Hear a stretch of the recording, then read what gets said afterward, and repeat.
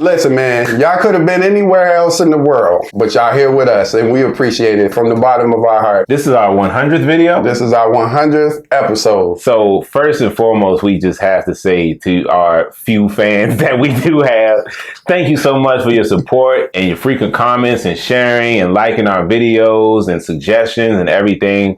We humbly appreciate everyone's contributions. Even if you didn't contribute and you just watched the video, I thank you for that too. This has been a great experience. I can't believe it's already been over a year that we've been doing, like a year and a half that we've been doing this. Yeah, man.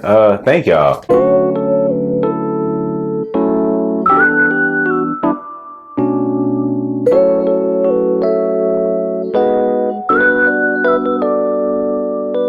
Hey, what's going on, everybody? Welcome back to Cynicism. I'm Eric. It's your boy Dante, man, and today we're going to be doing a review on the Netflix original series, Love is Blind After the Altar. You said a mouthful. Right. It was a dating show, and the concept behind it was that people had to sit in these pods and converse with each other without ever seeing each other and get to the point of, you know, one of them proposing. This series, I mean, it's just a continuation of that series, and we're following up their stories and see what they've been up to these past 2 years. Primarily focus on the actual couples that made it through. We get to see how their experience has been up to this point. Who you want to start with? The successful couple? Let's always start with Lauren and I think they're Cameron. gonna be easy. Yeah. They are like the model couple of this show. They seem to be pretty happy together even after the 2 years. They seem like they both have a pretty good relationship with each other's family as well. They even having a conversation about children at this point, so it's pretty serious. They seem happy. They seem as happy as you would expect watching TV. We don't know the inner relationship, whatever kind of marital issues they might have, that's not on display with them. It's a lot of that with other couples, right. But for the most part, we see that they get along pretty well. They don't seem to have any serious issues in a relationship as of yet. You could just tell from his face that he would move heaven and earth for that woman, and it's great to see something like that on TV. He's a lot more in touch with his emotions, and that's also good to see. He be throwing out the lines, bro. I swear to God. Sometimes she looks as if she might be uncomfortable, but I think it's just more so embarrassed. She doesn't strike me as that type of person for herself, but clearly I think she likes it about him. I'll say that. All right. No? I don't know. Okay. What did you see? It has nothing to do with her. It's just, I know this might sound like an overgeneralization, but I know, like, just in the conversations I've had with women over the years, they'll say like they want a man that's like in touch with his sensitive side and emotions and stuff. But sometimes I don't be knowing if they be wanting that. You know what I'm saying? That's fair. All I'm saying. That's fair. I'm not saying that about her personally. Yeah. It's more of a blanket, a blanket statement. Yeah. If you will. I think when women say that, they're meaning that they want a man that's in touch enough with his emotions to kind of recognize their emotional state, but they don't want an emotional man. When they say emotional, what they mean? Just crying? Because it's like other forms. That's what I'm saying, and I think that's not on women. That's just a societal thing. I think the way we use the term emotional, often what people mean is that you like crying or you weak or something like that. To me, in touch with your emotions mean you're expressive. You know how you feel and you can express that. When I say that about Cameron, that's what I mean. He's not cowardice or whimpering or nothing like that. He's just very in touch with how he feels about his wife, and he has no problem with telling the world that he loves his wife. You have Amber and Matt. I didn't know if they were going to last as long as they did, but I mean, I'm happy for them too. They're also having a conversation about kids too, but we get to kind of see some of the personal struggles that Amber is going through, like physically and psychologically. So I thought that was a pretty vulnerable moment for them. Speaking of which, that story about how she had a seizure and they just went back to sleep. What? I'm sorry? She said she had a seizure, had no recollection of having a seizure. My whole thinking was just, okay, but he went back to sleep, which was cool that you might not remember that. What about when she got off the floor though? That's what I'm saying. Like, oh, well, how the fuck I get in? I know it affects your brain. Oh, absolutely. Yeah. From her point of view, I understand where her mind state was probably at. I was just more so looking at him as if, bro, you went back to sleep with your wife after she had a seizure on the floor. The only thing that I could think of when I thought thought about it was that maybe this was at the height of COVID, because they was talking about COVID briefly in the show. And maybe they just didn't want the hassle of going to a hospital. Not saying that's excusable, but that was the only thing that I thought that could excuse it. But dog, in a situation like that, if your wife done had a seizure on the floor, you need to actually take her to the hospital. There's no way. First of all, we not going to bed. I'm not going to sleep. I'm not going to sleep knowing that you just had a seizure and we don't know what the cause of it was. We need to go. We need to leave right now. You know what I will say about Amber and Barnett? They always say that people, you'll find the right person. I think she found the right man for her. Her circumstances that she came with, I just don't know if a lot of men would be willing to take that on. You talking about the not working and the student debt? I'm talking about the not working and the student debt and the homelessness. Was she homeless? That's what she said. She didn't have a place to call home. She was kind of living around. You know, the whole aspect of him selling the house to pay her student loans, which I didn't quite understand, because she said she was only $20,000 in debt. If you haven't paid them, because she said she had made no efforts towards paying them, so they hit you with fees and you could get hit with some type of delinquency. There's no telling what it actually was, but that seemed when they off said to me. 20,000, I was like, that's all? Yeah, but nigga, I don't know that financial circumstances, but I thought it was kind of minimal. Yeah, you don't need to sell a home to pay $20,000 in debt. That's a very manageable student loan debt to take it's like a car, man. But like you said, I don't know what else is going on. I'm sure it was other factors at play, but based off what they said in the show, that was crazy to me. What other couple? We can talk about Giannina and old boy. Yeah, Giannina and Damian. This is the first time I learned his name. I did not know his name the whole first season. Is that the dude that said like a wolf? Yeah, that's it. That's a crazy thing to say. It is. About a person. Says the nigga that said it.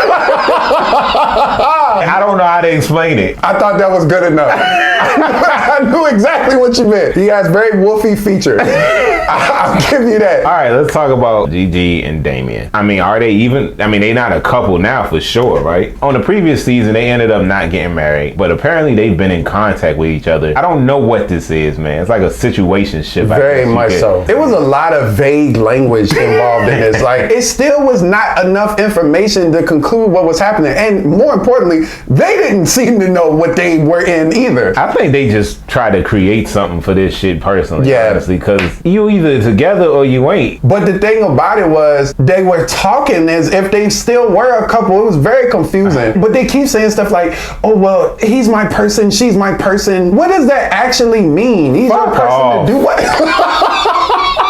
Save that shit for Disney and Pixar. That has no place in the real world without any actionable behavior to follow it. I'm gonna be honest with you, man. They never even looked like they were a couple. Absolutely they never looked like they would be together. No. I know that's the whole point of this show, but it just looked weird. Like they just looked like they weren't even each other's type. Yeah, absolutely. And then on top of that, the chemistry that they have, they always beefing and arguing. For the most part, she keep talking about, oh, well, it's not always like that, but we don't ever see it. Every time they put a camera on them, they are arguing, they are beefing, and it seems like from hearing him talk, that's a lot of their relationship and a lot of their problems. They just, for her personality type and his personality type, they seem like complete polar opposites, because she seems very lively. He seems very quiet. I don't think he understands her. I don't think she understands him. You can be opposite, but you still have to understand the person's general personality and want to be with someone like that. Yeah. They don't fit, man. Mark and Jessica. Let's start with Jessica, the person that actually made an appearance on. I was about to say, Mark can't even show up, so Jessica's the only person to talk about. Jessica had a lot of shit with her. She seems like she's learned from her past experiences, just the way she handles herself. She seems more mellow and a bit more likable than she was before. Not even gonna lie to you. There's definitely a clear change in her demeanor. Yeah. I walked away from this go around from Jessica going from one of the most least likable people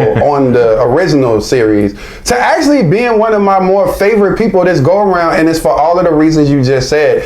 I just think there's been a lot of true growth, and I don't think that it's for the camera. Not the way that I gauged how she was acting and talking. The best apology is change behavior, and she was cool this entire time. She did not do anything out of pocket. She didn't have really any high drama moments, which is great. Like she was trying to, chill on the drinking too. Exactly. So not to act out of character. Exactly. And the thing about it that I really appreciate appreciate about Jessica, and it shows a lot of character, is the fact that when she came to that party at the end, she really didn't have to go to that. She could have pulled a Mark or she could have pulled a Carlton, but she ended up going to that party knowing that it's people there that don't fuck with her, knowing that she's done some wrong, but you know what? She was willing to pull up. She was willing to hold her head high. She wasn't hiding in the corner. She was out to be seen, out in the public, not making a scene and just being cordial and talking to people.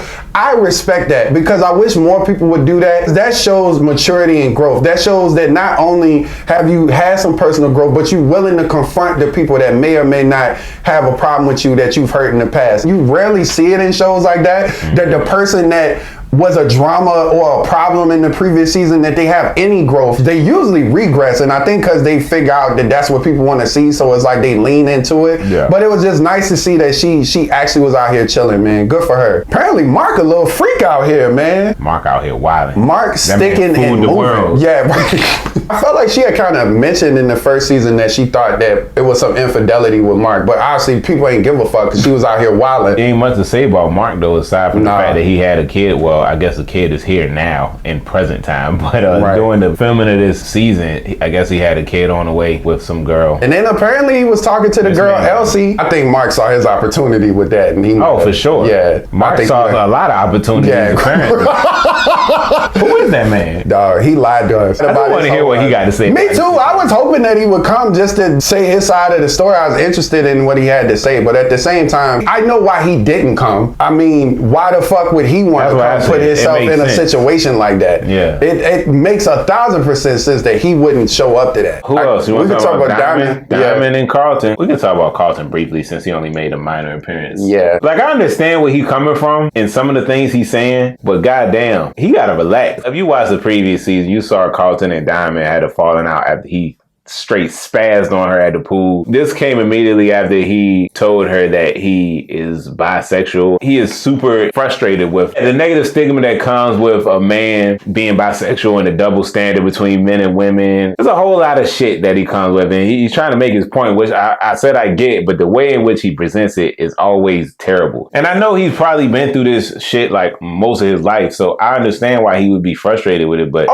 you're not gonna make things any better by snapping on people like that. It seemed like there's a lot, whatever there is, there's a lot there. I felt where he was coming from to a degree because, you know, based off what happened in the first season, he was vilified, probably like Jessica was, and I'm sure the internet was tearing into his ass. But, you know, you got to kind of deal with that, man, and that's kind of what I was saying with the whole thing with Jessica. I'm sure she kind of took that in stride, and you can kind of either get better or get worse, and it just seems like he's gotten progressively worse. But I wish him all the healing, man, because he don't seem like a bad guy. It just seems like whenever it comes to that particular topic, he's incredibly sensitive, and I'm sure that comes from just trauma. Diamond. Let's talk about Diamond. Yes. God damn, she just can't win. I feel bad for her. Me too. She seems like a sweet person. She do, man. So at the start of this season, I guess her friend sets up Diamond to meet this guy on the show. She ends up inviting him to the party. All the previous cast members reunite and everything. Man, first of all, this ain't got nothing to do with the dude as a person. Yeah. But what's up with that Truth commercial voice, man?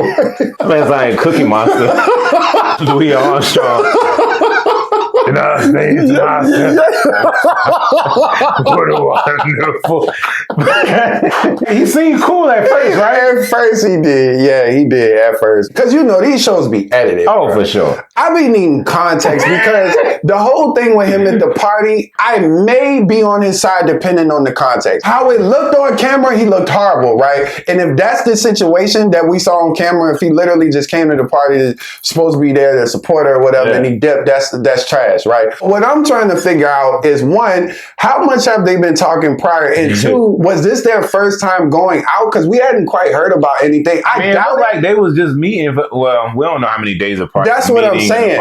Because if this was a first date or first going out type situation, then I feel where he coming from. But he probably shouldn't do that. He probably shouldn't have never agreed to that though. So that's kind of on him. Did he feel abandoned or something? Was that his problem? I guess so. Yeah, it looked like he thought that I guess it was going to be more of them kind of kicking at the party, which I understand. Not everybody's a social butterfly, and her homegirl even kind of spoke to that. He might not be the type of person that want to mingle with a bunch of strangers that he don't know on the reality show, on camera. So I feel that. I could understand where the brother might be coming coming from in that. But once again, you probably shouldn't have came. Even so, on top of all that, the way in which he departed was kind of trash. Oh yeah, no, you never do. Like he could have even felt that way and still been graciously departed. Absolutely, you know what I mean? Yeah. You know, this ain't for me. This ain't my scene. Thanks for the invite, but I'm gonna head out. The way he left was inexcusable. Yeah, like you said, you don't just leave. It looked wild with the coat. Yeah, right. That added to the wildness, I must say, because you're not gonna miss a nigga leaving in a coat like that.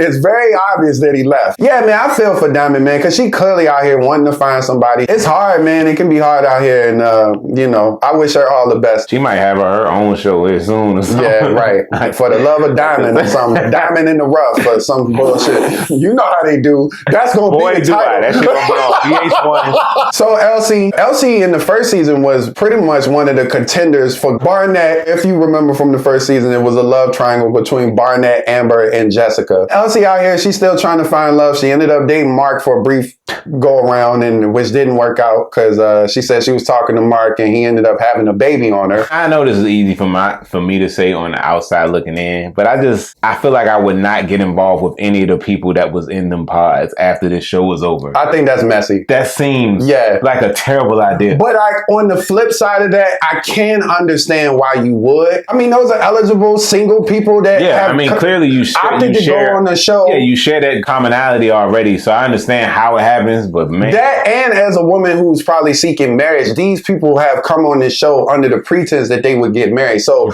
to you, not only are they people that you probably may have talked to already, but they are also serious contenders if you're looking for marriage in the future. Yeah. Allegedly. Because nigga, listen, throw that out there. Right. It's fucked up that Mark didn't come through for her.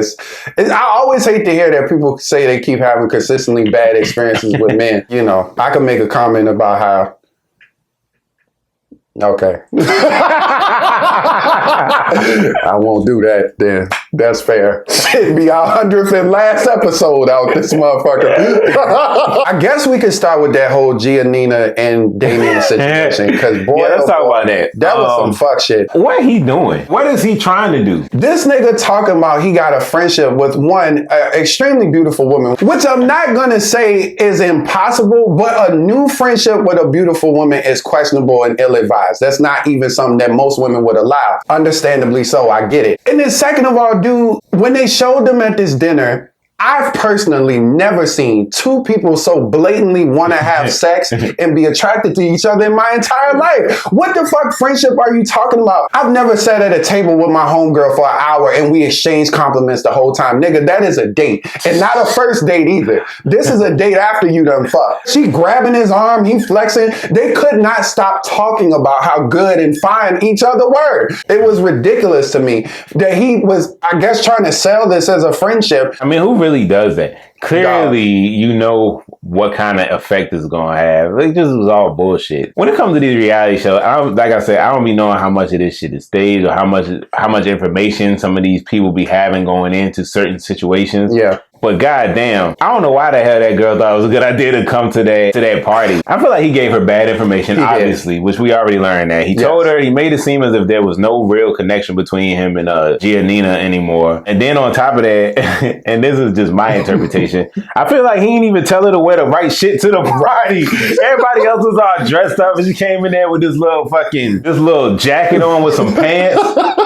The whole shit was off. He set her up for failure. I felt really bad for her afterwards. She looked like she was so ambushed. I didn't know if that was a plot point that the show told him to put in there. I was like, I've never seen somebody be that stupid. So it would have had to been the show put the bug in his ear. That's the only thing that would have made sense to me because the way in which he acted afterwards makes me think that maybe he did think that was an okay idea. What's wrong? Is that y'all don't? Yeah, right. Y'all not cool? Y'all beefing? Hold up. Wait, Giannina. Wait, hold up. Did not see that coming. Right. Some dudes like to do that shit for like an ego booster or something. He clearly looks like he needs some type of a confidence boost. Just the way he presented himself was just like, you so cringy, bro. Yeah, talking bro. about his little Porsche and shit. Oh my God. He was so whack. Like, he's actually a lame. I don't remember him being like That's what I said. But I think, you know what it is, bro? And I'll say this because I think this happened to a few of the niggas on the show. I think the residual effects of being on this show has gone to some of these niggas' heads. Oh, absolutely. And then not only are you getting a newfound stardom, but I'm sure with these good guys that women are hitting them up. You know what I'm saying? Because you was on this show seemingly looking like a good man, and women fall for that shit hook, line, and sinker. Because he wasn't feeling himself like that in the first season. No. Then this nigga talking about something, now he using moisturizer and shit. And I'm like, nigga, what the fuck? Then this nigga was about to leave and not say anything. He was about to pull a old boy. But nigga, this was your fiance, so you really can't leave. I hope they've broken up. If they haven't, they need to, because their relationship is toxic. Let's talk about Amber and Matt and Jessica's situation. Jesus Christ. You already touched on Jessica a bit before, but apparently she was trying to make some kind of truce with Amber and Matt in the form of like a little gift to just bury the hatchet. And, you know, it's been 2 years. She came to present it to Matt at the party, and this man acted like a scared child. I've never seen somebody that scared in my that shit entire was so life. He would not even look at her. He was like, yeah, I can't. Even when they brought her name up in the little solo camera interview, he was I can't deal with this. I can't. And then immediately ran to Amber right after it happened. Like, hey, I just wanted you to know that Jessica tried to. Like, bro, I didn't take it. Amber's clearly the type of person that holds grudges, and more importantly, it seems like she holds grudges for women. It looks like she got a lot of smoke for women. She's very forgiving of men. I noticed that in this show. This go around. I understand that she was trying to get at your man. They never slept together. They never even kissed. In her defense, he was leading her on in the pods, right? Clearly, she felt the connection with him. She had broke up with a whole nigga for him under the pretense that he would marry her. So it made sense, even though they made her look crazy, it made sense that she felt the way about trying to talk to this nigga and might still feel like he had some residual feelings for her. Now, the way she went about it was wrong. You don't be snake dissing and all that bullshit at a girl party and all of that. I don't condone that. But I would understand where she's coming from, especially 2 years later. You haven't seen the woman, you haven't spoken to her. She come bearing gifts. I think it's okay to at least talk to her. She's not a threat to your current marriage. Yeah. She don't talk to either one of y'all niggas. So what the fuck? I don't agree the way Amber handled that. That was ridiculous. But if I was Jessica, I wouldn't even bought it. I wouldn't even had any interaction with them at all. Because it's like, what the fuck for? You already know what kind of person she is. Yeah. It's like tunnel vision. She don't see no other perspective, man. So it's like, I wouldn't even put myself in that situation. I understand what she was trying to do. It was unnecessary. Yeah, it seemed like it was more so for her than it was for them, I think. You know, just to show her growth. And then it seems like for him, he wants to make amends with her because she said he had reached out to her on Instagram. Obviously, he doesn't feel the same way that Amber does. He's just trying to ride with his wife. And why the fuck would he? She should have presented it to her, if anybody. Yeah, she knew what that probably would have been like. And I guess she saw her opportunity. If she knew that, then she knew what it would have looked like with her presenting to her husband. I agree. I thought that was interesting too. Honestly, the best bet would have been to try to present it to them together. It's for both of them. I thought that's what she was first walked do. up to him. I was like, no. Yeah, right. Before she presented it, I was like, why are you here? What are you doing? Get the fuck out of here. Speaking of Amber, that interaction that she had with Damian and Elsie was crazy to me. I could not believe. That's when I realized this bitch crazy. Yeah. Oh my God, she's the worst type of person to try to have a discussion with. That's what I'm saying. When you have a difference of opinion, because she don't even try to hear you out even remotely. She talk all over you. She completely dominates the conversation, and if you try to get a word in edgewise, she doesn't allow any of that. The whole shit with Mark, even if that's your people's, I understand writing for your friend, right? But I also don't condone bad behavior, and I hold my friends accountable for shit that they've done. Regardless of if Mark is your friend or not, you have to admit that this whole situation, regardless if they had a label or not, him getting another girl pregnant while talking to her is messy. It also seemed like, because once again, Elsie had that whole thing with Barnett, it seemed like she had a conflict of interest. I thought about involved in this whole that gotta situation. be why she coming at her so hard. Yeah, the way in which she just completely negated that girl's feelings and everything was wrong. And Diamond said it perfectly. I couldn't say it any better, which is that just because you don't have a label in a relationship with somebody does not give them the right to disrespect you and treat you like trash. And I agree with that. This isn't a traditional form of entertainment that we would typically review. I mean, as far as entertainment, if you've been keeping up with these characters from the previous season, you're going to be entertained. It's reality TV. This season, I keep calling it this continuation of the season feels somehow more fake than the first season felt to me for some reason. I don't know if it's a technical aspect or what. I just felt like certain situations felt more contrived than the previous season did. Yeah, check it out if you enjoyed the first season of Love is Blind. it was interesting. If you enjoyed season 1 of this, catching up with these characters was good. For what we were talking about, it wasn't as much drama as it might have seemed like it was. It definitely was enough drama, though. I'll say that to make me remember why I don't watch shit like this. But it was manageable this go around, and it was good to see the couples that actually look like they're functioning pretty well. I did want to see where they had been and everything like that. I would recommend you check it out, especially if you enjoyed the first season. You're gonna enjoy this. I'll tell you what, though. I don't know if I mentioned this in our review of the first one. A show that I do and very thoroughly enjoy, and I mentioned this to you, that is in the same vein as this show is Married at First Sight. Feels much more natural how these people meet and how they experience their relationship together. So I definitely suggest you check that out if y'all haven't seen it before. It's a good show. Me and my wife watch it together all the time. All right, y'all. Thanks for tuning in to our review of Love is Blind After the Altar. Hope y'all enjoyed it. If you haven't already, don't forget to like, share, and subscribe to our channel. If you have any suggested content for review, don't forget to drop a comment below, please. Absolutely. And if you guys have seen Love is Blind After the Altar, let us know what you thought. How'd you feel about the couple progression? How'd you feel about the drama? Some of your favorite, least favorite characters? We'd like to know that as well. We appreciate y'all. Yeah, thanks. I appreciate you, Mr. Morgan Freeman.